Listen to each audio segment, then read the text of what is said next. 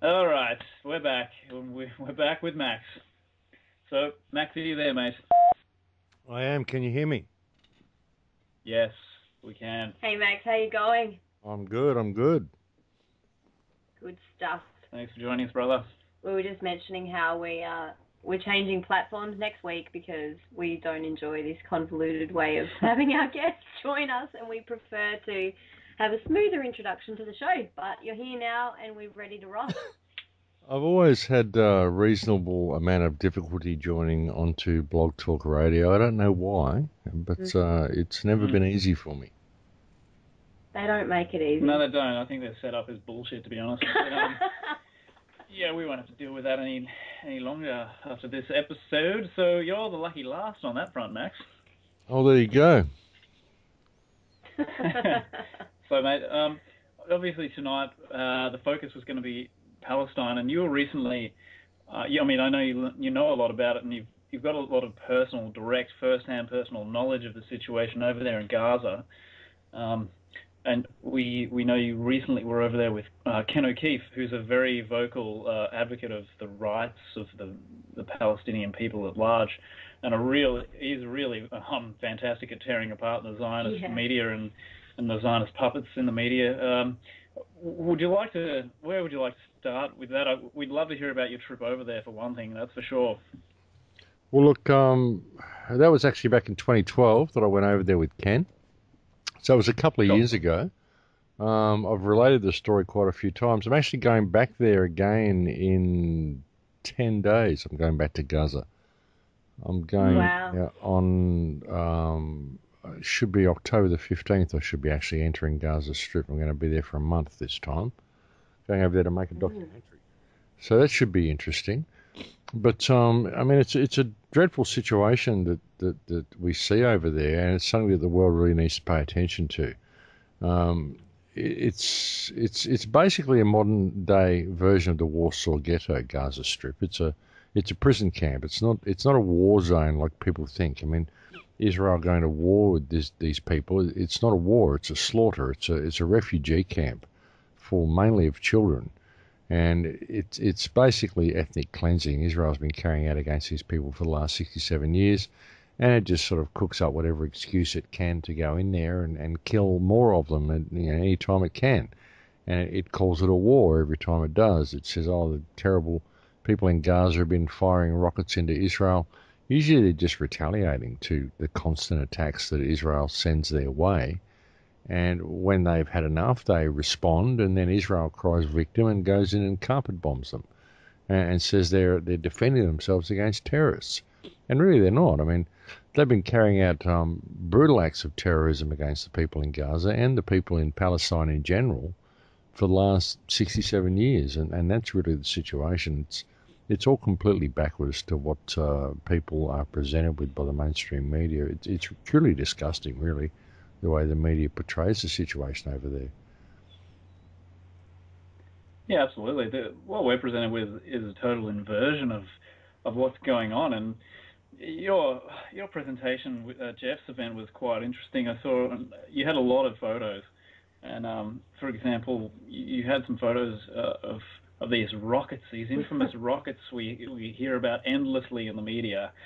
What have you got to say about the rockets being fired out of Gaza? The Qassam rockets. Look, these are basically like drain pipes powered by fertilizer. They're just metal pipes powered by fertilizer. They're skyrockets. They don't explode. There's no ordnance in the ends of them. They're unguided. They're just skyrockets that you shoot up in the air and they land where they will. And they'll kill you if they land on your head. You know, they might put a hole in your roof. They'll smash the back window of your car, but they won't blow anything up. And Israel responds with 500-pound bombs into residential buildings. I mean, it's ridiculous. And the fact that they're using these hopeless little rockets, I mean, it shows, what underdogs these people are. They're virtually fighting with sticks and stones against one of the most powerful military organizations on earth.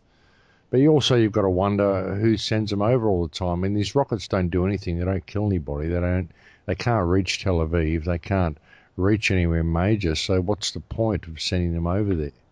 Well, one thing is it does show that the people of Palestine won't back down, no matter, even if they're stuck with sticks and stones. But it also gives Israel the perfect excuse it needs to cry victim and carry out bombing raids against these people all the time. So you got to wonder about the whole rocket thing. I mean, I really wonder about it. I can see both sides of it. I can see that it does serve a purpose from the Palestinian perspective, saying that they'll never back down. But again, it provides a perfect excuse for Israel. So I really wonder about the whole rocket program. But they're not a threat. I mean, they're not a threat at all. And the people of Israel are as terrified by these things as anybody. I mean, the people of Israel are as terrorised by their own government as what the people in Gaza are, simply because of the amount of air raid sirens, and they're always screaming rocket attack, and you've got these old ladies who've got to hobble down flights of stairs and go and hide in the bunkers and things from these rockets that will never hit them. They'll never cause any damage. So these people are programmed, and they're as terrorised by their own government as the people in Palestine. So it's a two-way street, really. It's a pretty powerful social engineering, man. I mean, I don't know exactly what happens, but presumably they have, the siren or something that goes off alerting people that a rocket's been fired, or, everyone has to duck for cover. I mean, if you're doing that every day, that's a powerful form of brainwashing. Well, it is, and that's what the people in Israel are subject to all the time. They're terrified by I mean, they truly believe they're under attack all the time, and they're not. I mean, most of the attacks come from the other side. Israel's constantly attacking Gaza Strip. It's constantly carrying out ethnic cleansing and bulldozing of homes and stuff in the West Bank. So it's constantly attacking the Palestinian people. And whenever they respond, Israel screams victim at the top of its voice and literally terrorizes its own people by making them believe the attack is 10 times worse than what it actually is. And it's not an attack anyway, it's defense. I mean, Palestine's never attacked Israel because Israel is an invading, aggressive force. All Palestine's ever done is defend itself against Israel. Israel's the attacker, it always has been. Yeah. It's interesting. I read President or ex-President Jimmy Carter's book on that subject, and it was quite interesting how candid he was about who's in the right and who's in the wrong here. And he was quite blatant that Israel is the source of the real source of the problem here. I don't know if you've read his book on the subject, but it was quite enlightening coming from that position of someone who's normally so sort of controlled and puppeteered. He was quite open and candid as an ex-president writing his own book. Well, yeah, I mean, Israel's been the aggressor ever since day one. I mean, Israel was founded on terrorism with the bombing of the King David Hotel back in 1948 or whenever it was, and it's been that way ever since. And if you can look back through Theodore Herzl's diaries, back as far back as 1895, when he was talking about the need to basically ethnic cleanse all of Palestine, that Israel will never be secure while there are Palestinians living in Palestine. And they're going to have to displace all of the people and just basically shift them out and slowly and discreetly shift them out of the country so that there aren't any Palestinians living within the boundaries of Palestine. They talk about it way back then. It's been the agenda ever since day one. And that's why they've always been the aggressor. But they cry victim. It's very, very clever, the manipulation and control of the media. And they're always presenting themselves as the victims, but they're not. They've been the aggressor ever since day one, and it's not going to stop until they've ethnically cleansed the entire place. That's why the peace process never works. I mean, we hear about all these peace talks between Israel and Palestine, and we hear that the Palestinians need to acknowledge Israel's right to exist, but the problem is that Israel will not acknowledge Palestine's right to exist. And you even hear President Obama saying he believes Israel has the right to defend itself. Well, no problem. But does Palestine have the right to defend itself? Because it should have the same rights that Israel has, shouldn't it? But they don't ever acknowledge Palestine. It's never part of the peace process. They don't really acknowledge that it exists. So there's the problem right there. It's a double standard right from the word go. It is. And for this ethnic cleansing to have gone on for so long and founded, what was this founded upon and why? How did it all start? The ethnic cleansing of Palestine, how did it start? Well, Yeah. when they came there in 1948, it was basically decided that they were going to take over the whole country. The plan was to um, split West Bank and Gaza Strip apart so that they were separate from each other, and then to eliminate Palestine from the maps, eliminate the word Palestine from the maps, and then they can just basically, over a couple of generations, they can convince people that there never was a Palestine, and that these are just Arabs that are squatting in Israeli land, and that's what the Israeli people think, which is why it's so difficult to convince these people or talk to these people about the situation. I mean, when the Israeli people tell you that these Palestinians are just riffraff and they're not actually, there was no country called Palestine, they actually believe it. They firmly believe what they're saying. They're programmed to believe this. And it's been going on for 67 years, ever since they came and split the place up and Israel was formed. They've been gradually pushing the Palestinian people out. And it's so difficult to talk to the people about it because of the level of programming that the Israeli people have been subject to. It's absolutely incredible. It's like nothing you've ever seen. It's like a completely different history to the rest of the world, you know. And they believe stuff, and you can sit there and try to debate them about it, and they've got endless books that they'll pull off their shelves, which are all written by the Israeli people, which all tell the same story, you know. And there's literally hundreds of them, thousands of them. So it's a very, very difficult program to break. But they truly believe that there are no Palestinian people. One of the arguments they have is that, well, if there was a Palestine before we came along, tell me name one Palestinian government or one Palestinian leader. That's one of the arguments they use. And of course, you can't give them any because there were no Palestinian governments or leaders. But by that same argument, I would say, well, you could use that same argument to say that there was nobody in Australia before the British arrived, because there was Australian government or Australian leader was there. There were 30 nations that lived here, but there was no government or leader. They were a nomadic people, you know. And it's the same as Palestine. There was no government or leader. There was no administration because you didn't really need one. Now, the whole Arab world didn't have any real administration before the British got involved. And if you look at the Arab world, the lines on the maps in the Arab world, you look at the divisions between all of the Arab countries, these are all drawn with a ruler.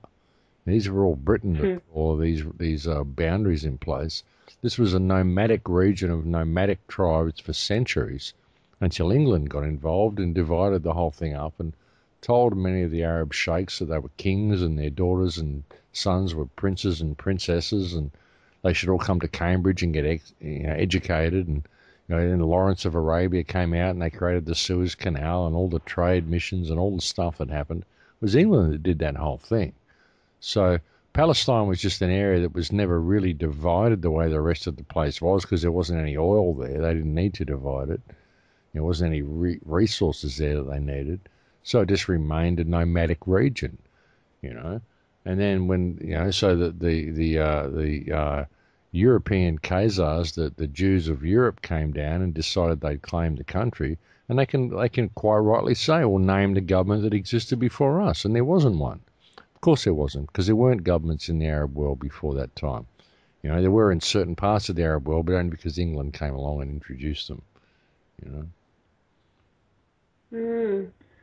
And I think looking from the outsider's perspective, certainly from if one was someone who got all their information from the mainstream media, it's clear that many people who listen to that kind of, you might say, rubbish, would not even think to look at the people of Israel and see how they've been programmed and the propaganda and all that has gone on for them to be behaving the way that they are. And also to see that these are just people on both sides and they're just innocent human beings that have been lied to. And well, yeah, they're people that have been programmed. I mean, that's why I really don't agree with the whole let's hate the Jew thing. I mean, I don't hate the Jews. I don't hate the Jews. I mean, most of the people in Israel, the Jews in Israel, most of them aren't even Semitic Jews, and virtually all of them are programmed. I mean, all of our societies are programmed. I mean, all Western culture is programmed. It really is. I mean, any culture that believes money's real is programmed. Let's get down to it, you know.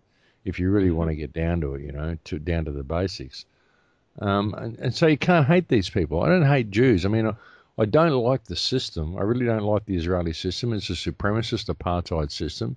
I don't like any religious system. I think they're all religious systems are based in apartheid. They're all based in racism. They're all based in supremacism. All of them. You know, they really are. All religious doctrines are.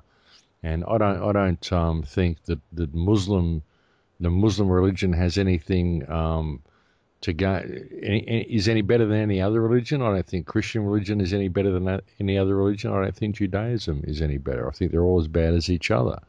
You know, there are good points in all of them, but I think they all have a root of supremacism. I have a great relationship with God, and there's no religion in my life. You know, I don't need religion to get in the way of my relationship with my Creator, and that's a thing. You know, so when you look at the whole Israeli thing, I mean, it's very.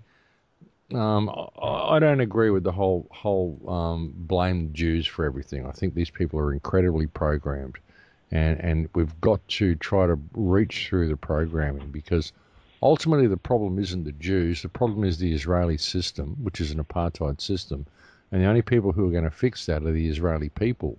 So if you go off on one of these let's hate the Jews tirades, well, you just alienated all these people. These people are programmed. You can't hate them. How can you hate them? Can you hate people who are programmed to have a false version of reality and to live according to a false version of reality and a false version of history, to believe that they're God's chosen and all the things they believe?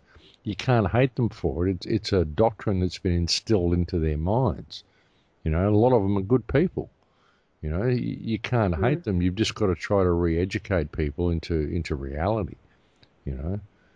So, I mean, it's a hard situation to deal with, but I think it's very dangerous to go off on these sort of these rants and raves where you condemn an entire culture or an entire race or an entire religion simply due to the actions of a few, you know.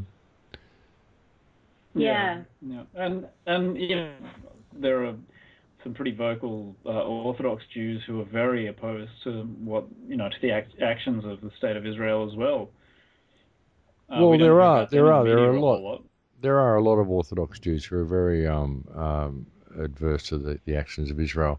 But again, I mean, it's a very supremacist system. The Judean religious system is a very supremacist system. Out of all the religious systems, it is quite a supremacist system. And I can understand why people would say that, say, oh, no, if you believe that, well, you've got to be bad. Well, I don't know. I mean, all religions have their seed in supremacism. So, I mean, it takes it a little bit further. But, you know, it's not the Jews that are the problem. The problem is as far as Israel and Palestine go, the problem is Zionism, not Judaism. It's Zionism. And Zionism is probably the most anti-Semitic organization on the planet, the most anti-Semitic belief system on the planet, because Zionism gets away with all of this stuff, and the Jews are the ones that get the blame for it. You know? Yeah. Yeah, that's right. The Zionists use the Jewish people as a human shield, if you like. Well, yeah, that's a good way of putting it. It is. It's like human shields, absolutely. Well, religious shields. Yeah, exactly. And we do, speaking of human shields, we hear a lot of this nonsense about human shields being used in Gaza. Maybe you've got a few comments on that. Well, Israel uses Palestinian people as human shields all the time. Human shields in Gaza, it's a tricky thing to talk about, because there's no military targets in Gaza. Gaza is a walled-in population of 1.8 million people in an area 25 miles long, 4.5 miles wide. So you've got 3,000 people per square mile. So, I mean, if there's people in here who are sending rockets into Israel and fighting back against Israel, Well, I guess they're in amongst the civilian population, because where else are you going to put them? So, Yeah. human shields, are these people human shields because there are fighters in amongst them? I mean, there isn't anywhere in Gaza you can be where there aren't other human beings, so, Yeah. I mean, human shields, I mean, Semantics. it's not like they're grabbing people and putting them in front of rockets. It's just that if they put a rocket anywhere, then there's people around there, because it's Gaza Strip. It's the most densely populated area on Earth. On the other hand, you do see Israeli soldiers arresting Palestinian children and making them sit on the front of their RVs, and making them sit up at the wall with them, and making them sit with them while they shoot at Palestinians. And this is legitimate human shields. These are people that are being used as human shields. It's a different way of looking at it. I mean, that in Gaza, there's nowhere you can put anything where there aren't people. So if you're going to call these people human shields simply because there's military ordnance near them, well, it's Gaza Strip. I mean, where can you go where there aren't people? You can't. And if you're fighting back, and really all they've got are these Qassam rockets that we talked about before, and Kalashnikovs, AK-47s, light weapons, hand weapons. There's nothing like what Israel's got. Israel's got a major military force funded by the West to the tune of $7 million a day or something. I mean, it's ridiculous how much weaponry they've got. And these are the ones who are using human shields, and the Palestinians are. They definitely wouldn't do anything like that. I mean, but like I said, there's no way you can put any military anywhere in Gaza where there aren't people around anyway. So the whole human shield thing in the context of Gaza Strip, it's a joke. It's a complete joke. Yeah, I'm glad you commented on that, because it's one of those asinine buzzwords you hear a lot in the media when they're trying to demonize the entire people of Palestine. It's always about the rockets and the human shield. Yeah, that's all they've got, really. That's all they've got. Oh, the rockets. Don't you care about the rockets being fired? Come on, rockets everywhere. Well, it's such a threatening word, isn't it? Rocket, rocket. It's not just it's not a grenade. It's a rocket. Sounds terrible, doesn't it? But it's a skyrocket. I mean, you showed us pictures of all the unexploded ones. They don't explode. They just land how they've been made. Yeah, you showed them all stacked up together on a shelf somewhere, and you were like, well, if they're so dangerous and so explosive, why are they gathering them up and putting them on the shelf? Yeah, exactly. You can't go and pick up Israeli bombs and put them on a shelf to show you the bombs they've been sending over, because these things blow up. But the Qassam rockets don't. They're just metal pipes. They don't blow up. So they can gather them all up. They can put them on a shelf, and they can show you all the hundreds of rockets they've sent over there. Oh, gee, that's terribly threatening, isn't it? They're just metal pipes. They're just metal pipes. They've got fertilizer packs in the bottom of them, so they let off a lot of smoke as they fly over the wall, so they look quite threatening. But they don't go anywhere. You can see one coming. You can step out of the way. It puts a black splodge on the road. It doesn't do anything. One guy complained because he had one of them go through the back window of his car. He was terrified.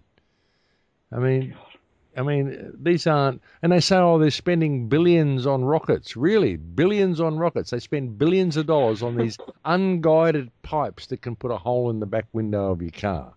These are billion-dollar ordnance, are they? I mean, and people just lap it up. They just buy, rockets. Israel has a right to defend itself against thousands of rockets they're sending over. Thousands of them. Really? How many thousands of people have they killed with these rockets? They haven't killed anybody. People have really got to put it in perspective, don't they? Absolutely. Yeah, well, that's one thing you never hear in the media is the death toll caused by the retaliatory Palestinian rockets versus the death toll from Israel's military attacks. Exactly. I mean, look at this last conflagration. It was like 3,000 people killed compared to 75 Israelis. And in Operation Cast Lead, there was 13 Israelis killed and 1,300 Palestinians killed. 100 to 1. Wow. You know, and Yeah. they cry victim all the time. And even in this last, there might have been 3,000 people killed or over 3,000 people killed in this last incursion, and that's the official death toll. You'll find there'll be tens of thousands of people that are missing still. But there's also hundreds upon hundreds of permanently disabled children from this last incursion. Because the Gaza Strip is a population that's mainly children. You know, 1.8 million people, over 900,000 children. So you're conducting a war against children, you know. And these children have got Qassam rockets and Kalashnikovs and rocks, and you got one of the most powerful military forces on earth. And you're going and dropping aerial bombardment on these people for 51 days. And you dare to call it a war, and you slander them by calling them terrorists because they fight back. It's ridiculous. Yeah. It's a travesty, and it's a travesty that the funding they receive from the US, and I think Australia sends them money too. I'm not sure on that. Everyone does. Everyone. Yeah. While we're talking about the armor and the military that they have, can you just touch on the weapons that they're using on the ground as well that you were telling us about? Some of them are just absolutely horrific. Well, yeah, the dime ammunition is one particular weapon which sends out micro shrapnel, which tears the flesh from your bones. If it doesn't kill you, it maims you terribly, but it doesn't damage the furniture. You know, it sends out like really, really fine, super fine particles of shrapnel, which literally shred your flesh. They use this type of ammunition, which is experimental ammunition. They also use flèche bombs, which shoot out micro darts. These are little darts that are about like an inch long or 3 inches long. Little titanium darts, thousands of them in one little shell, which will just send out shrapnel through the whole room. And again, these weapons maim you horribly if they don't kill you. They also use white phosphorus, which is a banned chemical weapon, which sucks all the moisture out of your body, burns you from the inside out. Burns about 1,500 degrees if it lands on your skin, and it sucks all the moisture out of your body. And if you put more water on it, if you pour water or anything on there to stop the burning, it gets worse. And these things are banned chemical weapons, and they say they're not targeting civilians, and yet they explode this dime ammunition, these flèche bombs in residential buildings. They explode white phosphorus over residential suburbs, but they'll explode this stuff 200 or 300 feet in the air, so it blankets the whole suburb. Yeah, it's absolutely shocking. So these are banned chemical weapons. I mean, everything Israel did in this last incursion is a war crime. It blew up schools, blew up ambulances, blew up the waterworks, blew up the power plant. These are all war crimes. You can't blow up the waterworks. You can't blow up the power plant. You can't shell ambulances and schools and hospitals. It did all of this stuff. These are all war crimes. And we have to pay attention to this because, I mean, everything it does there is a war crime. Like I said, it's a modern-day equivalent of the Warsaw Ghetto. It's a walled-in population, predominantly of children. And Israel goes in there with a major military force, and it calls it self-defense. And it's ethnic cleansing. That's all it has ever been, is ethnic cleansing. And it's decimated Gaza Strip now to the point where it's virtually unlivable. You know, the people can't live there. It's shocking. You know, they're drinking bottled water. The whole place is polluted. There's bodies and death everywhere, blown up buildings. 11,000 homes destroyed in this last incursion. I mean, Jesus. Unbelievable, just unbelievable. 44,000 people homeless or something from this last incursion. Absolutely incredible. Wow. So, you know, and it's coming on to winter. They got no water, they got no blankets, they got no food. They destroyed all the crops, all the area where they're growing food, all the market gardens, all this stuff. They always destroy this. Whenever they go in there, first thing they do is they go there and they destroy all the gardens, any of the crops, anywhere they might be able to get food, you know, anything like that. You know, Israel actually, when they were doing the sanctions against Gaza, they actually tallied up the amount of people in Gaza and they worked out how many calories they needed to stay alive. And that's how many calories they would let in there with the aid shipments that go in there every week. I mean, this is pure psychopathy. To actually work out the calories that they need to just barely survive and allow just that amount in. That is absolutely disgusting, you know. That's, I mean, if any other so-called country, 'cause it's not a real country, but if any other country was doing that, there would be a universal outcry against it. Everyone would be up in arms. Yeah, but we can't say anything like that against Israel because if we do, we're anti-Semitic. It's incredible. It's Yeah. an amazing program they've got running. There's a friend of mine or an acquaintance of mine, a guy called Gilad Atzmon, and he made a wonderful quote. He said, "The real Jewish power is the capacity to silence any discussion about Jewish power." And he's very right. Mm. Well, that's what that's the essence, I guess, of the Zionist control is the control of the dialectic itself, and they've done a great job of that. Well, they have, yeah, amazing. It's absolutely incredible. And if we can go back, I know I said it was recent, but it was a couple of years ago. To your trip with Ken over there, you did a lot of interacting with the people and the children, and you spent a bit of time talking about that at Jeff's event. I'd like to actually, for the audience to hear a little bit of the direct personal interactions you had with the people of Gaza while you were there. Well, when I went over there, what we did was, while I was there, we built a schoolroom for the Samuni children because these kids were pretty brutalised in Operation Car Sled. And so we built a schoolroom for them. I got to kind of know a lot of the kids pretty well, and I made a real connection with a few of them. There's one young girl called Noor who speaks English, and she has no parents, and I made a real connection with her. I'm actually going to feature her in a documentary when I go back there in a couple of weeks. I got to go back there. I want to make a film over there called Finding Noor, and I'm pretty sure she's still alive, but I want to go and find her. And I want to just document the journey, finding her, document the way the place has changed since I've been over there. But I met a lot of children. I went and spoke at the university. I met some beautiful people at the university as well. I went and visited with the people at the Ministry of Detainees. I mean, Palestine is the only country in the world to have a Ministry of Detainees. This is a government department just to deal with the amount of people that are illegally detained by Israel. When I was over there was about 4,600 people in jail while I was over there. Now there's about 6,000 or 7,000 people that are illegally held in Israeli jails without any charge or trial. There's about 600 or 700 children under the age of 18 that are held in Israeli jails without any charge or trial. Just picked up at checkpoints for whatever reason, just because they're Palestinian. And this is the sort of thing that they're subject to. This is the sort of life that they're subject to. But what I met over there were just normal people, everyday people.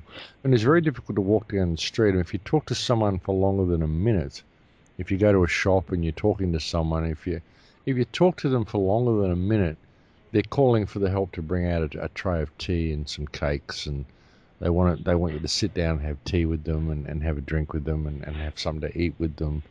I mean, everywhere you go, they want to feed you and they want to socialise with you. They're the nicest people. They are such nice people. I mean, the Arab part of the world, everywhere that I've gone in the Arab world, these have been the most hospitable and most kindest and most generous people I've ever met, the most courteous people I've ever met. And that really says something, And it seems that that's what the West doesn't want. It doesn't want this courtesy. It doesn't want these nice, kind people. I don't know what it is. But this whole Arab menace, this whole Muslim menace that we keep hearing about, I've never experienced it anywhere I've been around the world. I've been to a lot of countries and I've met a lot of people, and I've never met any Muslim menace, and I've never met any unsociable Muslim people. The only Muslim people I've ever met have been incredibly courteous. And that's what I experienced when I was in Gaza. I met some of the nicest people I've ever met. And so many children, just so many children, so many homeless children, so many orphan children, so many children. They're just everywhere, That's why it's so disgraceful to have a war against these people. It's not a war, it's a slaughter. You can't have a war against children. It takes two armies to have a war. It takes two countries to have a war. And Palestine and Israel are not two countries. It's the one country, Yeah, yeah. No, I mean Israel's not a legitimate country. Palestine's been there for quite a while. Speaking of the amazing hospitality of these people, you actually mentioned in public at Jess event, I think you might have in other interviews as well, your reception by Hamas. Yeah, that was interesting. Like we entered their country illegally. We snuck in through a rebel tunnel. It wasn't a normal entrance into Gaza Strip. It was through a rebel tunnel, and it wasn't any of the tunnels that you hear about. These terrible Hamas tunnels. This was kids that dug this tunnel, and they kind of snuck us in there. And then when we were in there, we thought, well, we better tell the world that we're in here. So, I mean, anything could happen. So we made some videos, posted them on YouTube to let the world know that we were in Gaza Strip. And of course, Hamas saw the videos, so they came around, knocked on the door the next day, and wanted us to come and discuss our presence in Gaza. And we thought, well, that's a pretty good sign. I mean, they didn't kick the door down and arrest us and drag us off. They knocked on the door, and then they asked us, would we please come into the Ministry of Interior the next day to discuss our presence in Gaza. And we did, and they confiscated our passports, and we didn't get them back for 6 days, which was an interesting feeling. But when we did get them back, they gave them back to us about an hour and a half before we had to be at the border to leave. And when we got to the border, we got detained, and they interrogated us for like 5 hours to try to find out how we came in. They wanted to know where the tunnel was. And we wouldn't tell them where the tunnel was. We just basically told them we didn't know. But they gave us tea and bickies and all sorts of stuff. They were very nice to us. They drove us around town. They actually lost our luggage because they detained us for so long that they lost our luggage. And so when they let us go, which was about 5 o'clock in the afternoon, we actually got to the border about 1. They let us go at about 5, and they said, well, look, because it's 5 o'clock in the afternoon, it's not good for a couple of white guys to be crossing the Sinai by yourself at this hour of the day. So we recommend that you use one of our Hamas drivers to get you back to Cairo. He'll make sure you get through the checkpoints safely. And we'll find your luggage and we'll send it on after with the driver that you've already got here waiting for you. So, yeah, that was my experience with Hamas. They interrogated me by basically giving me a couple of packets of tea and bickies and driving me around town. And then when they provided a driver to get me back to Cairo safely, and they sent my lost luggage after me. So I thought that was pretty good. I thought it was pretty good. I mean, if I'd broken into Israel illegally, I'd probably still be in jail, you know. Yeah. And I doubt that, and even if they let me out, I doubt that they would send my lost luggage after me. So they were pretty damn good, considering I'd broken into their country illegally and I just ran around with the country with a video camera for 10 days. I mean, they could have shot me as a spy, but they didn't. They let me go, and they were very kind to me. They were very courteous to me, and it was nice tea and bickies, you know. What brand were they? Well, they were kind of wafer biscuits, but they were nice, you know. There's chocolate, strawberry, vanilla wafers, you know. It was good. Oh yeah, they're a classic. That's amazing. So this horrific terrorist organisation gave you tea and bickies, looked after you, made sure you could travel around safely, provided you a driver, and then found your lost luggage and sent that back to you. I think if Israel and their military and their government facilities acted with half the decency, the situation over there would be dramatically different.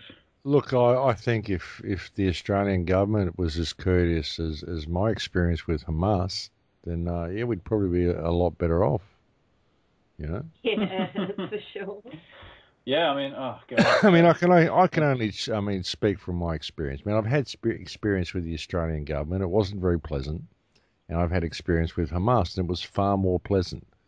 I like Hamas bickies far more than I like the bickies the Australian government didn't give me. So no surprises there. All I can do is speak from my own experience. And I'm not saying Hamas are good guys. All I'm saying is I can only speak from my own experience. Yeah. I dwell on it because I want that juxtaposition in people's minds of you know how Hamas is constantly sort of presented, if you like, or alluded to and referred to in the mainstream media versus your personal experience with them, which is diametrically opposed, and then some. I think it's important to break down these brainwashing programs that we've got running, and hopefully maybe there's one or two people listening who, the next time they hear the word Hamas, they won't think of terrorists and rockets. They'll think of chocolate, strawberry, and vanilla wafers. Well, yeah, maybe they will. I don't know, but it was a weird thing. I mean, these were kind of just regular guys that I came across. I mean, it was a bit. There was some wild elements there. I mean, there always is in any of these places. When we sort of went into the compound, there was kind of a strange-looking guy there who let us in. But I mean, these are just Arabic guys in Arabic places, and Arabic's a very angry-sounding language. So you never know whether these people are angry with you or not. They just sound like they're angry, but it's just an angry language, angry-sounding language. But they were very good to me. They were very kind, considering I'd broken into their country illegally. And you think about it, the last stamp on my passport said Egypt. So they could have shot me, thrown me over the border, and no one would have known. As far as the world would have known, I died in Egypt. They could have done anything they wanted. Yeah. They could have used me as a hostage. They could have done anything they wanted. I was in their country illegally. I was completely at their mercy. And they were very kind to me. They let me go. And they were kind of... When I spoke at the university, I did all sorts of stuff while I was in there. And they were just nice people. The ones that I met, they were just nice people, just like everybody else that I met around the world. Nice people caught in a pretty desperate situation. Yeah, it's heartbreaking. The futility of the situation from our point of view, sitting and watching. I mean, there's only so much you can do besides ranting and raving and telling people and Facebooking about it and all this sort of stuff. It's you wonder what more we can do to make a material difference in the lives of these people and end this absurd situation. We're going to go over there next week and make a documentary and hopefully show people a little bit of the real side of what's going on in Gaza Strip. So yeah, it'd be interesting. It'd be interesting to see if I can get back into the country after I go over there. What's this? How is new laws? Is it illegal for me to go to Gaza now? I don't know what he's doing with his laws. I mean, I don't know what all this stuff that he's bringing in means. But apparently there's certain places we're not allowed to go to now or something. So, I don't know. Interesting. Or you'll be painted as a terrorist for going there. Well, I hope not, because I'm not. But I'm going to go there and make a documentary. I'm going to go there and I'm going to make a documentary about these people because I think the world needs to hear their story. Kind people. The people that I met over there were kind, generous people, and they're being terribly neglected by the rest of the world. And Israel isn't just to blame. I mean, the rest of the world is as well. The rest of the world has just turned their back on these people for so long now. So long. It's disgraceful. We just kind of, turn our back on them and hope they'll go away. But they're not going to go away. They're not going to go away. And if we don't pay attention to it, in the way of Palestine will be the way of the world. I've said that so many times. And it will. We have to pay attention to it. And so I'm going to go in, I'm going to find this little girl, Noor, that I met in there last time. I want to bring her story to the world. And I want to show the world just how much it's changed since I was in there last time. Show the world what these people have to deal with every day. We have to pay attention to it. We really do. I think it's important. Can you, when you say, if we don't clean this up in Palestine, that the rest of the world's going to go in that direction, maybe you could elaborate on that for people. Well, what we see in Palestine is a mechanism for warehousing and surplusing human beings. These people have basically been discarded. I mean, their country's been taken, they've been dispossessed. These are non-people. And when you become a non-person, I mean, there's There's other situations that are happening around the world as well. There's the situation in Rwanda, the situation in Panama. There's a situation happening on the border of the United States where there are Mexicans and people who are illegal immigrants who are being taken over the border and basically dumped in Tijuana. And they're living in an area which is basically storm drains between the borders of Mexico and America. And there's thousands of people that are living there. America doesn't want them and Mexico doesn't want them. And they're just prey to the drug gangs and prostitution gangs and whatever. These are non-people. And it's the same in Palestine. This is the dispossession of an entire country, turning an entire country of people into non-humans who have no voice, they have no rights, they have no anything. And this is what we're seeing around the planet. It's a workable model for surplusing and warehousing human beings. And that's what we're going to see in all of our countries. You know, the way they discard the people of Palestine is the way they're discarding the rest of the world. And the weapons that they're using against the people of Palestine, this dime ammunition, these flash-A bombs, white phosphorus, all of this sort of stuff, it shows what they're prepared to use against civilian populations. So if we don't pay attention to this, I mean, this is giving us the opportunity to pay attention. Here's an entire race of people, an entire nation of people being discarded right before our eyes, where we've got a major Western nation, a member of G8, prepared to wage a war against children using the weapons from hell and call them terrorists while they do it because they dare to fight back, you know.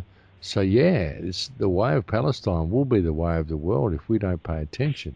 This is what they're prepared to do to people. And we need to look at this. We need to pay attention to it. It's providing us an opportunity to prevent this from happening to the rest of the world. But if we don't, if we're prepared to condone this by allowing it, by simply remaining inactive in the face of this, then hey, it's coming to a town near you, you know, and there'll be no way to avoid that. Eventually it will come to a town near you, and we will deserve it because we sat back and did nothing while this was happening right in front of our faces, you know. Mm. Well, the whole process is done on a bigger scale via dehumanization by making these people appear as though they're not people. They're not children, you know, there's nothing to worry about. They're terrorists. They're the bad people. Bomb them. You know, who cares? That's what's purported to be the mainstream view, and it's so sickening. Well, yeah, and it's happening here. It's been happening here for the last 200 years with the Australian Aboriginal people. They've just sped it up a little bit in Palestine. It's only been happening in Palestine for the last 67 years. It's taken 200 to do it to the people of this country. But it's the same thing. It's just terra nullius. They came here, no people here. Oh, there were no people living here. Same as Palestine. There were no people living in Palestine. Where's the government they had? No government, no people. Same thing. You know, the Australian Aboriginal people is this is one of the reasons why I have such an affinity with the people of Palestine, because of the people of my own country.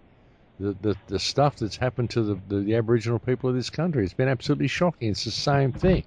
Ethnic cleansing, depopulation, the same thing. And it's just been done over a longer period of time, you know. But the people of this country, I mean, they've been brutalised by this government, absolutely brutalised. And they're non-people. They don't care about these people at all. At all. You know, it's absolutely shocking, the state of the Aboriginal people of this country. And these people have been completely dispossessed. It's the same thing.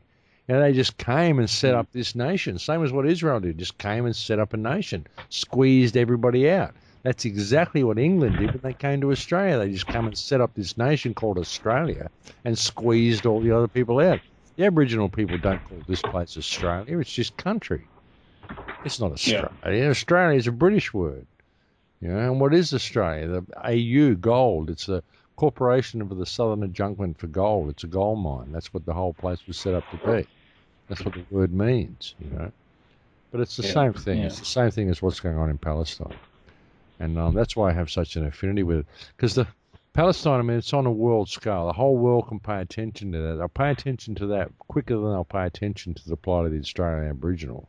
because that's just the state of the world. But it's right there. It's right there in everybody's face. Maybe if we can heal what's going on over there, maybe we can heal this here as well. Mm. Do you say that as actually being the more plausible scenario in the end? healing overseas first before we turn our eyes back to our own shores? Well, you look, I've tried to get the people of Australia motivated, but apathralia. What can you do? They're a pretty apathetic bunch. I mean, I love them, but they're pretty apathetic. And you've got 26 million people spread out in an area twice the size of Europe. And 26 million people. This isn't even one European city. Yeah. So it's difficult to get to the people. I thought, well, it's such a small population, it'd be easy to wake them up, but they're so spread out. It's difficult to get to them all, and they don't really care about anything that isn't in their backyard.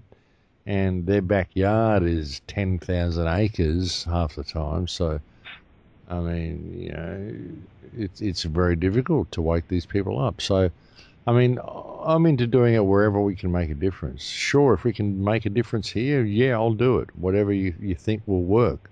I thought fracking would work. It doesn't seem to have, but I thought it would. I thought if we can't wake the Australian people up with a threat to the groundwater, then what can we use? Because, I mean, this is a spread nation. But it didn't really work. It didn't really wake them up. So I don't know. I mean, try anything, anywhere we can, anywhere we can put focus on, anywhere on the planet to wake people up. I'm all for it. So I'll support anything, anywhere. But Palestine is something. I mean, it's been in our faces ever since I was a kid. I've heard about Gaza Strip ever since I was 4 or 5 years old. I'm hearing this name in the news. And so perhaps if we can wake the world up to the real situation over there, perhaps it will make a difference, But having gone over there and met the people there, I mean, I have to do something. I can't do nothing because they have no voice. They don't have any international media. They don't have anything. They're just locked away from the rest of the world, and nobody seems to be paying attention to them. The world's calling them terrorists, but they're not. They're just desperate people looking for a way out. They just want to live like the rest of the world. That's all. I mean, and they deserve to. They deserve to have the same rights as everybody else. So, having gone and met them and seeing how kind and beautiful these people are, and seeing how they have no voice, I feel obligated to be one for them. And I think if you went over there, you'd feel the same. It really struck me. Just the strength and resilience of these people, and the gentleness and the almost childlike nature of these people. It just really struck me. It really got to me. And the fact that they have no voice, it really affected me. And I just have to be one for them as much as I can. Yeah, well, I think a lot of people are cheering you on for that. I'm very, very grateful for that. And if I had the means, to travel over there and do that, I'd have to look at doing it because it's a frustrating experience sitting and watching from afar while these people are just decimated.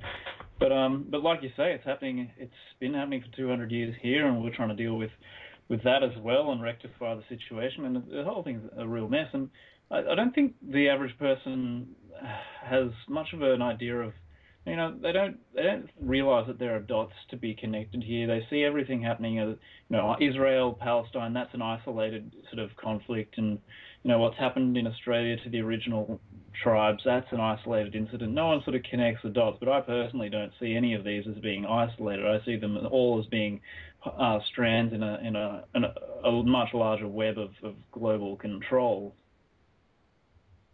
Well, yeah, they are. They very much are. And see, people think the world is a lot bigger than what it really is. I mean, it's really not. The world's quite a small place, and it's all connected. The whole thing's connected. And I don't know, people should get out and travel more, I think. They really should. Get out and see the place for themselves. there's not much to it really when you get out there and you look at the world. It's not this big wide world. It's actually quite a small little community. You know, a lot of people that are kept disconnected from each other, but really it's a little community really. 7 billion might seem like a lot of people, but it's not. It's a small community. That's what I've found anyway. You know, everywhere I've gone, I've found that people are just the same. They might speak different languages, they might look a little different, but basically they're all the same. They all want something better, you know. And we have an opportunity to do that now. We do. We have a real opportunity for it. I mean, never before in history have we had the workings of the mechanism laid so bare. Never before in history have we've been able to see how controlled we actually are. And that's given us a huge opportunity to do something about it. And when we realise that it is really a small community we've got here, it's not this big wide world. It's actually a small community of people who never really grew up. You know, it's a very childlike world. You know, I found people are childlike everywhere I go. You know, they may pretend to be grown up to a certain degree, but there's always that inner child. There's a certain innocence to most people, and we need to really step back and look at that. I think when we can, we'll change things, you know. But it's not this big, confusing thing that we think it is. It's actually a small community, and if we can learn to respect each other, we'll change things. I think the whole thing comes down to respect. That's where the solution lies. Everything comes down to this loss of respect. That's why we're in this situation that we're in. We don't respect ourselves enough to respect other people. And I think that's what we've got here. I mean, we're waking up to this. The world's waking up. It's an incredibly important time to be alive. I really think it is more than any other time in history. I think this is a really important time to be here, and we're all making a difference. And I'm glad to be here. I really am. I think it's wonderful to be here, to be part of it all. I agree. Yeah, I think it's a bigger responsibility to be here at this point in history, because everyone alive drawing breath right now is responsible for taking action towards the transformation of a planet that's been torn apart and desecrated, or choosing not to take action. And really not taking action is still a form of action. So we're all responsible. We're all in this boat of responsibility together as sovereigns, whether we realize we're sovereign or not. And we all really need to be active and unified. I think what you said about the childlike nature of people is really pertinent as well, because when people get stuck in the matrix and start pretending to be grown-ups and adults, and they lose touch with their inner child, I think that is a huge contributor, or I'm losing the words to express what I was thinking, but it's when they lose touch with their own inner child. If you look at a child, they're a source, they're a fount of intuitive and instinctual compassion and empathy. And when you lose touch with that own inner child, then you lose your ability to access that childlike, those childlike virtues, and that's where we end up being divided against one another, because we end up living these sort of artificial lives in our little minds, in our little programmed boxes, and we no longer feel like we're connected and attached, and that it is a small community anymore. We're all out for ourselves and trying to survive and pay the bills and all this sort of nonsense. Well, I think that it's always there. The inner child's always there. It's just that we try to ignore it. We really don't like to face it, and many people don't like to face it. They don't like to admit that it's there. They don't like to admit that they're vulnerable in any way. They don't like to admit that they're human. It's all about being a machine, being the persona that they've constructed for themselves. Most people construct a persona for themselves which is based on what they own, or what they believe where they believe themselves to be on the particular rungs on the social or economic ladder. Okay, this is me. Here I am. I look like this. This is my symbol. This is who I am. And that's what they present to the world. It's what they present to their wife, to their spouse, to their family, and they don't really like to admit that they're actually a human being, a person with feelings, and they cry and they do all the stuff that other people do, and they care. You know, they don't like to admit that because it's a weakness. You know, to care is to be weak. You don't want to care. I mean, look at the elite. They go do this ceremony every year, the cremation of care. You know, Yeah.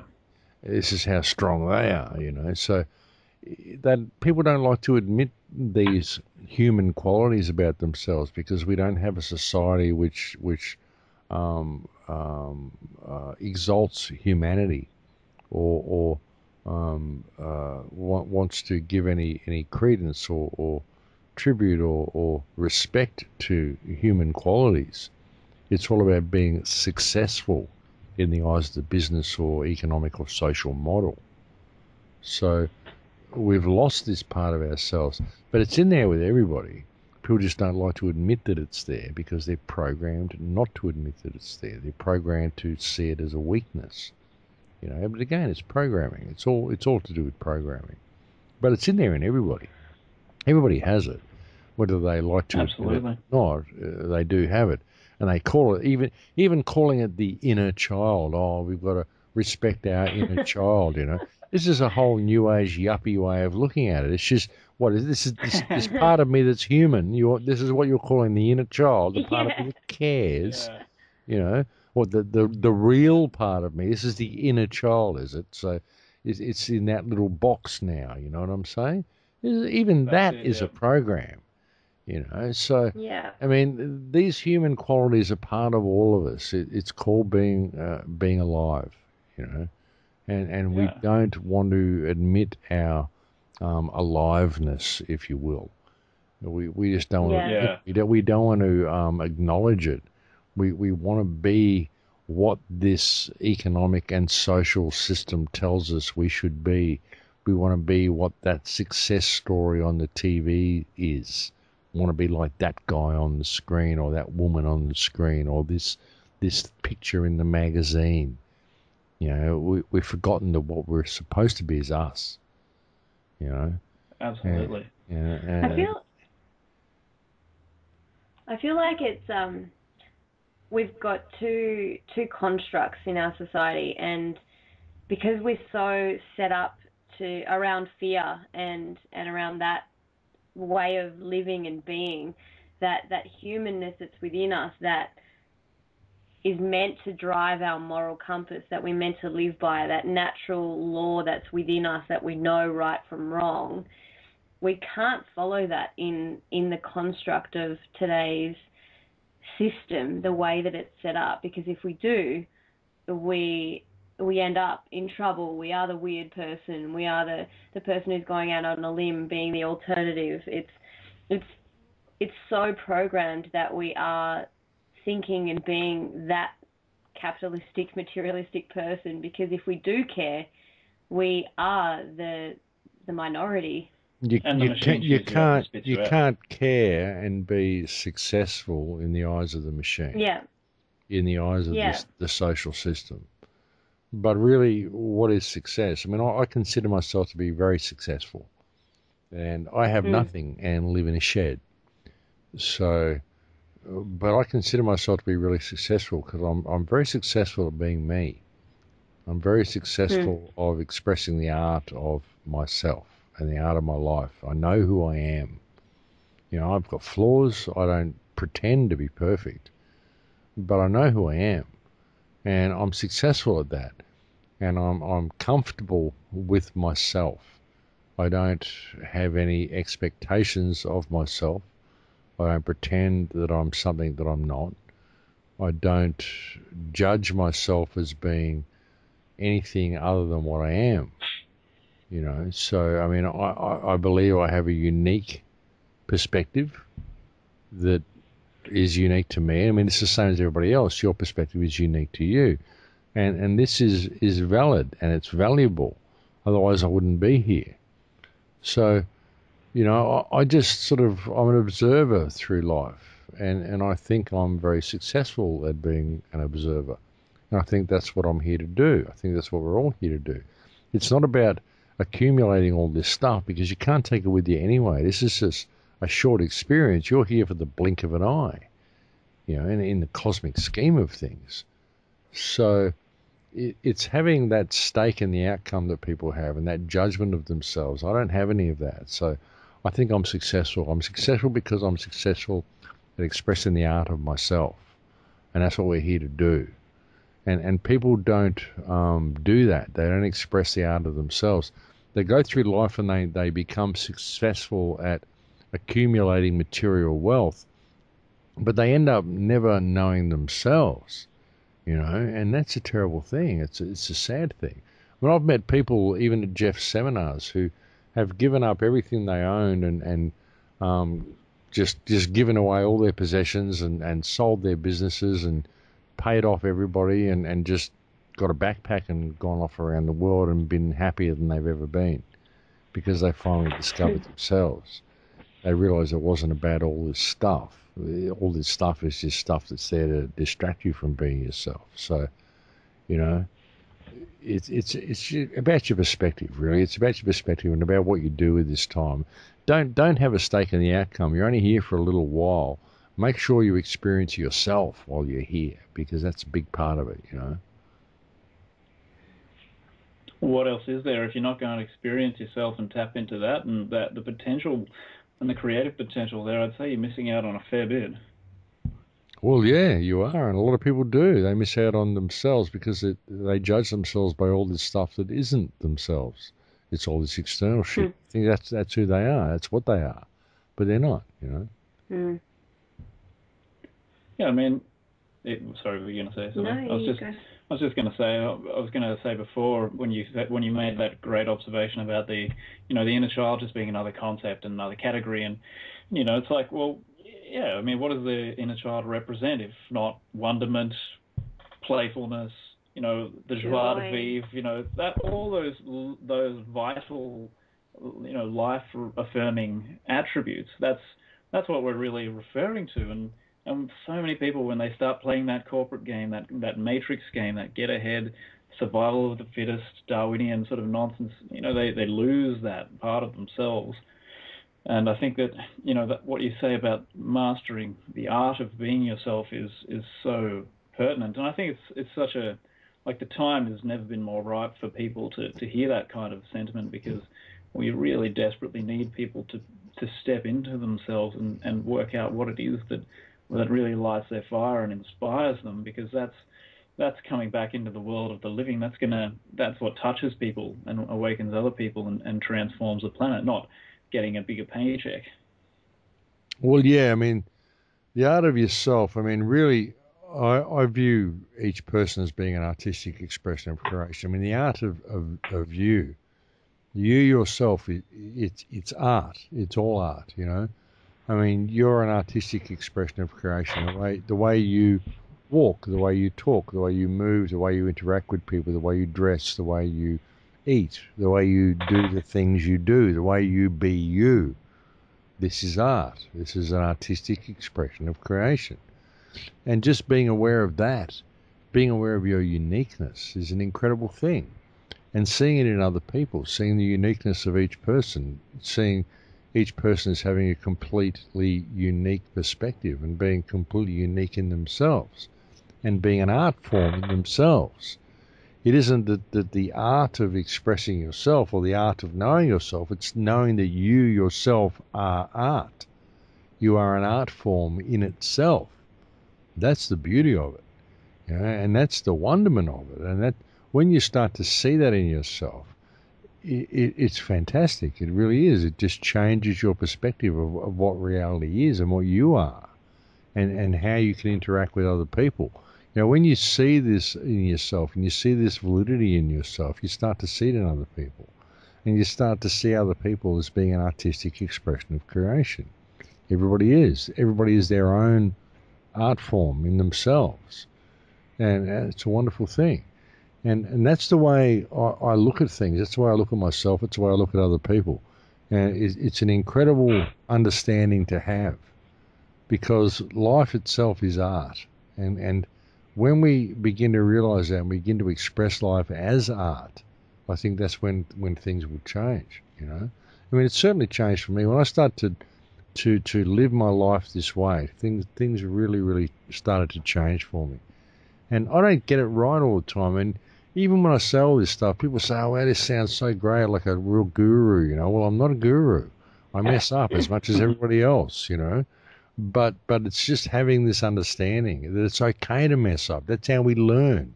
It's okay to do the wrong thing sometimes, because then you learn to do the right thing. You know, it's when you don't learn that's when the problem happens. You know, but it's okay to mess up, and it's okay not to be perfect by these parameters that have been given to you by this system, because this system's completely flawed. You're perfect at being you, and that's what's perfect about it, and that's all you really need to do is to be you. But to know what you are and to know who you are, and to know that it's all about art, you know. It's a big thing for me anyway. It's really changed a lot of things for me having this perspective. And I think it helps, you know. So that's what I try to share with people. I think that's gold. The view of yourself as art itself is beautiful. I mean, that's a huge paradigm shift for people, and probably very, you know, really potentially inspiring. I mean, if you see yourself as art, then by definition, literally everything you do is a work of art. I mean, you're constantly in a creative flow at that point. I mean, that's not a way that a lot of people see themselves. A lot of people don't see themselves as being creative at all. Well, it's yeah, they don't. They misconstrue what being creative is. They don't realize that life itself is creative. The fact that you're here is creative, you know. The fact that you're here, the fact that you've got this outfit that you put on today, and you've dressed yourself the way you do, and you speak the way you do, and you eat the way you do, and you walk the way you do. This is all creative. The whole lot of it is creative. The fact that you are here experiencing life from the perspective that is you is creative in itself. You know, that is art in itself. You don't have to be artistic to be art. You are art. Simply by being alive, you're art. Exactly.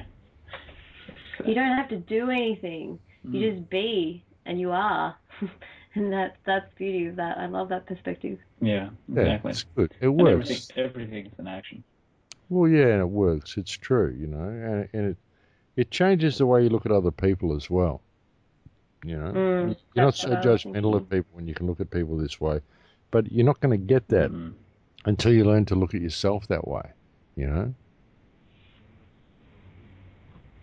And that's what a lot of people are afraid to do when all that external stuff is taken away. They are really truly afraid to look within and see who they actually are, because they've never known that. Some people get to their deathbed before they realize that it's too late. Well, they look at themselves in the mirror and they look at them and they go, "Oh wow, that's me. Gee, I don't look like that person in that magazine. I don't have this stuff that I thought I needed, and oh my God, I don't look like what these people do on the TV. How am I ever going to be accepted by my peers? How am I ever going?" It's all these other ideas, all these parameters that are given to them by other people, all these parameters that are given to them by the social system or the economic system or whatever, which is caused them to judge themselves poorly, and they don't see their own uniqueness and their own perfection. They don't ever see that this whole perspective is completely unique to them, and that no one else can ever have that. And it's what they do with that, and what they do with that information, how they interact with the world around them from the unique perspective that they've got. That's what's important. They don't see any of that, because all they're doing is judging themselves as not being successful or not being beautiful or not being this or not being that, which is all other people's parameters. There's nothing that was ever them. I mean, if you didn't have a mirror and you didn't have a fashion magazine and you didn't have a clock to know how old you were, how old would you be? If you didn't have any concept of what beauty was, why would you judge yourself as not being beautiful if you didn't have some magazine to measure yourself up to? But I have to say to people, if you didn't know how old you were, how old would you be if you didn't know how old you were? Right? I love to say that to people.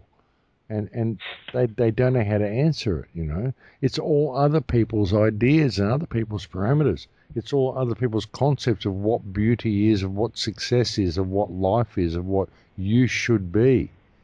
Well, what about what you are? What about that? Did you ever stop to think about that and get rid of all the noise that comes from other people and just look at yourself from your own unique perspective and experience that? Because that's a unique thing, and that's what you're here to experience, and that's what you're missing out on because there's all of this other shit going on.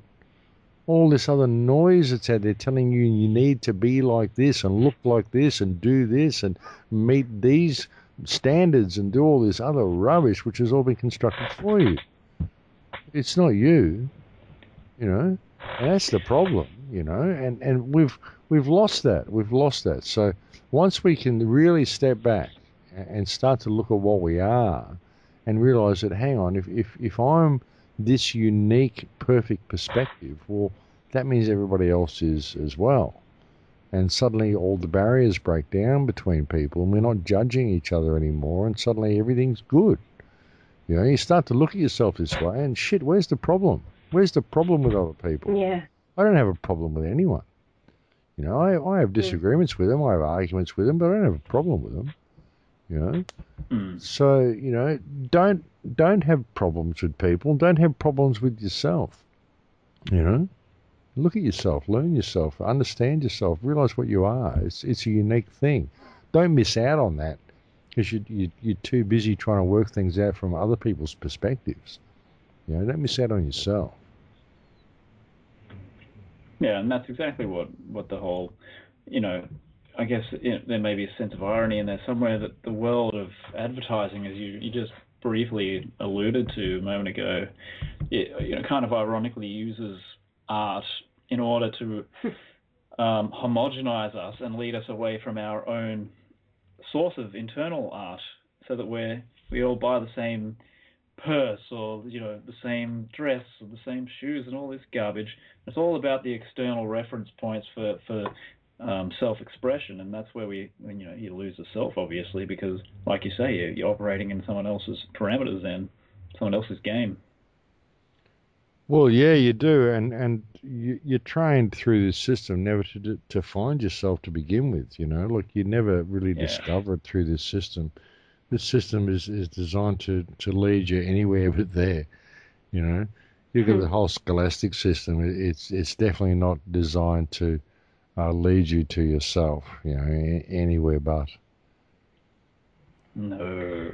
Well, what would happen if we were led to ourselves would be that, you know, we would realize that color, race, religion, creed, any of those constructs that are all made up do not matter, and there would be no conflict. There would be just this recognition that we are all one, we all are all the same, we are united.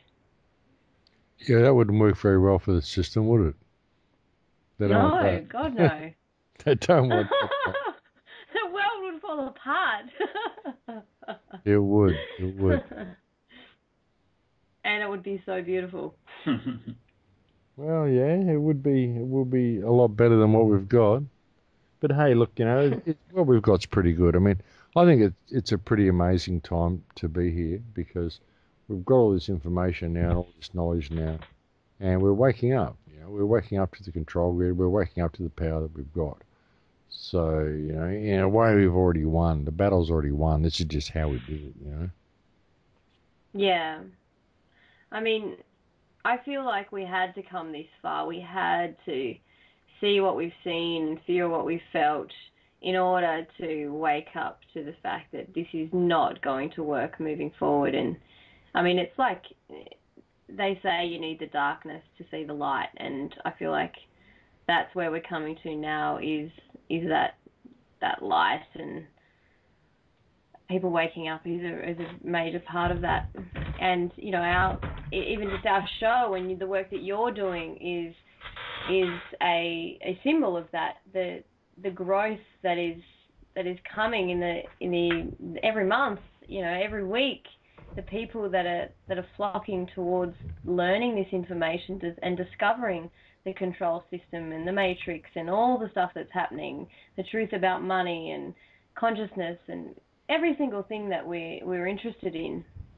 There's people yearning for this information and looking to go within, because the option that was once there is no longer an option. They're not willing to settle for that anymore. Well, they don't really have a choice. I mean, it's getting pretty dark out there. I mean, if people don't wake up and start paying attention soon, we're not going to have much of a future. I mean, in a way, I mean, it's self-fulfilling. They don't really have a choice. They have to wake up. People are going to have to wake up to this control grid and wake up to what's going on in the world, or they won't have a future. It's as simple as that. So, I mean, yeah, they have to. I mean, I think the job, I mentioned to someone recently on an interview, the job of the alternative media now really is to provide a safety net for people, so that when people do wake up to the way the world is run, they see that there's a way out. They see that there is other options. They're just going to fear, just going to paranoia and violent revolution. They realise there's a way out. So it's all opportunity. All of these problems provide us with opportunities. I think it's just important for us to see that. But there is opportunity in all trauma, in all drama. There's opportunity. All problems, anything like this that we face, it's all opportunities. So that's what we have to see, and that's what we have to embrace. Yeah, absolutely, and we agree with that too. I mean, with every guest we have on, we always attempt to focus on what the solution is, because there are so many people and sites out there that are focusing on the bad and the fear, and although it's an alternative viewpoint, it's still providing that same fear-based feeling for people. It's not positive. It's not working towards the future. Whereas we like to think about what can we do individually to create this heaven on earth, because it's up to us. It's not up to anyone else. Well, yeah, I mean, there is a lot to fear. There is a lot coming down the pipe that is not good. There is a lot to be feared. But again, it provides opportunity for us. I mean, you got to see what the problem is before you can address the problem. So, you got to look at all of this and not say, well, I don't want to focus on the negative. You've got to look at the negative, but see it as opportunity. All these problems do exist, and there is a lot to fear, but it's all opportunities for us to find remedy for it. It's all opportunities for us to fix the problem. So, you can't ignore it, but don't just go into fear and hide away and think you can't do anything, because you can. Even by having these shows and doing what you're doing, it makes a difference. All these things make a difference, So be aware that the shadow's there. Don't turn your back on it. We have to face it, but don't do it from a state of fear and disempowerment. I do it from a state of concern rather than fear. I mean, concern leads to positive action. Fear you tend to cower away in fear. With concern, you're concerned for something, so you leads to positive action. You want to fix it. So I'm concerned for the future, but I'm not in fear of it. I don't have a stake in the outcome either. In anything that I do, I don't have any stake in the outcome. Like, if humankind is going to destroy itself, then it destroys itself. I prefer that it didn't, because I can see the potential we have for something far greater than the direction that we're going, and that's why I do what I do. But not because I have fear that we won't survive. If we don't survive, well, we don't survive. The experiment fails. It doesn't concern me. I won't be here. It doesn't matter. What matters is that I do something positive with the time that I've got allotted to me, and that's why I do what I do.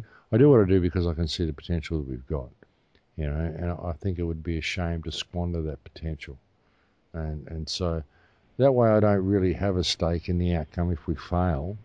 If we fail, we fail. I prefer if we didn't, but if we do, we do. That's just the way it goes, you know. But I'll do what I can to hopefully ensure that we don't, you know. Yeah, absolutely. That's what it's all about. And it sounds like you've got a fairly healthy state of non-attachment there, constructive non-attachment, might I say. And I'm just aware that we're going to have to start wrapping up, mate. But did you want to say anything more about the documentary that you're going to be starting when you do get to Gaza again? Well, the film I'm going to be making is called Finding Noor. I want to make a film about this little girl that I met when I was in there last time. Like I said, I'm pretty sure she's alive, but I want to make a film about the journey that it's taking me to go back and find her. I'm also working on a documentary about the Amazon rainforest that I want to finish as well, which will be used to launch the Full Circle project, which is going to be launched next year. And this is a big project which will involve workshops right around the place, trying to re-educate people into how to deal with government and create some sort of a template we can use to be able to, you know, continue these workshops everywhere we go, and some sort of a platform people can use to deal with their situation locally, you know. That's what I want to try to do with that. So I've got all sorts of stuff on the burner. But yeah, I've got to get back on the air soon as well. I've got the radio show. I've got to continue doing that. So I got so much on.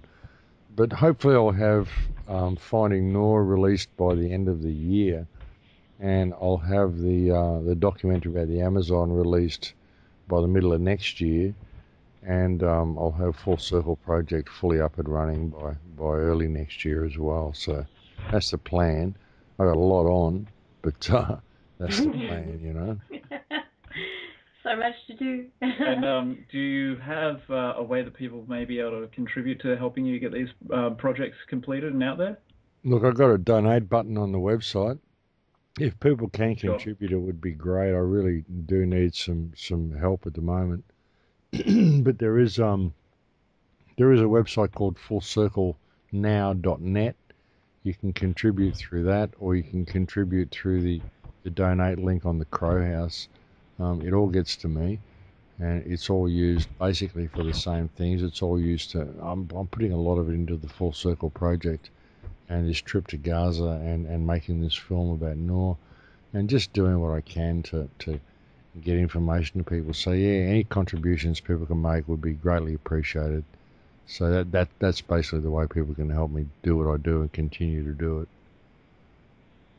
Yeah, fantastic. All right, well, we definitely encourage everyone to jump on the websites there and do just that. It doesn't matter how much you've got, guys. Just if you've got anything that you can donate and contribute to this cause, it's such an important message that we need to get out to the world, to share these stories from a human perspective so that people can understand what's actually truly going on. So even if it's $1, 50 cents, whatever you can contribute, I'm sure Max will greatly appreciate your contribution. Yeah, absolutely. It's really needed at the moment. So yeah, anything you can would be great. Awesome, beautiful. Well, mate, you've been on fire for us tonight, and we want to thank you again for joining us and sharing this hour and 3/4-ish with us. And I'm sure we'll speak again in future. And yeah, all the best with those projects and getting them up and running. And safe travels to Gaza. Yeah, thanks guys. It'll be good. I'm looking forward to going back there and seeing everybody. And thanks for having me on. You're welcome. It's our pleasure, mate. We'll talk to you soon. Thanks very much, everyone. That was Max Igan, Australian activist and researcher, writer, and all sorts.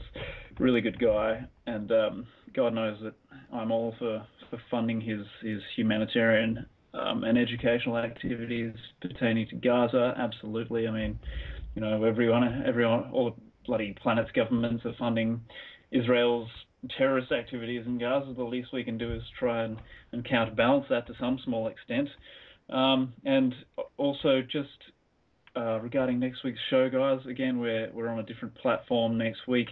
The link there is that you'll need to go to is globalfreedommovement.org/radio. It's no longer going to be the Blog Talk platform.